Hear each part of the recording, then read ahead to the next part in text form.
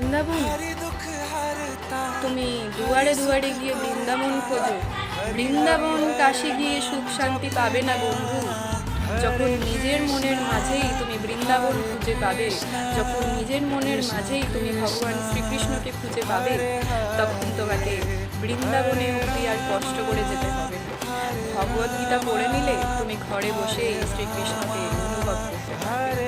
আর তখন তোমার এই পৃথিবীর কোনো দুঃখ কষ্ট জ্বালা যন্ত্রণা, কে তোমাকে পাত্তা দিল কে পাত্তা দিল না, কোনো কিছু নিয়েই আর যায় আসে। তাই আমার সাথে ভালোবেসে বলো রাধা রাধা। আর এই মন্ত্রটা সারাদিনে জপ করো, নিজের জীবনের সব প্রবলেমের সলিউশন পেয়ে যাবে। নিজের লাইফটা ভগবান কৃষ্ণকে ডেডিকেট করে দাও, আর ভগবদ্গীতা পড়ো, ভগবদ্গীতা শোনো, লাইফে ব্যাস এই কথা। কারণ এই কলিযুগে বাঁচতে গেলে টাকা পয়সা যেরকম লাগে, তেমনই ভগবান শ্রীকৃষ্ণকেও এখন প্রয়োজন। এখন ঘোর কলিযুগে একমাত্র আমাদের সমস্ত পাপের পরিত্রাণের উপায় হলো ভগবান শ্রীকৃষ্ণ। চারিদিকে কেন এত রেপ হচ্ছে, কেন এত উল্টোপাল্টা হচ্ছে, কেন জানো?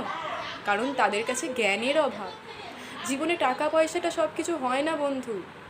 তোমার কাছে যদি পরিপূর্ণ জ্ঞানের ভাণ্ডার থাকে, তাহলে তোমার কাছে টাকা এমনি এমনিই আসবে। এটা আমার বাবাও আমাকে বুঝিয়েছিল, আর ভগবদ্গীতার এটাই লাইন।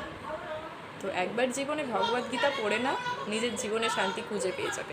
তখন তোমাকে শান্তি খোঁজার জন্য বৃন্দাবনে যেতে হবে না, নিজের মনের মাঝেই তুমি পেয়ে যাবে বৃন্দাবন। রাধা রাধা।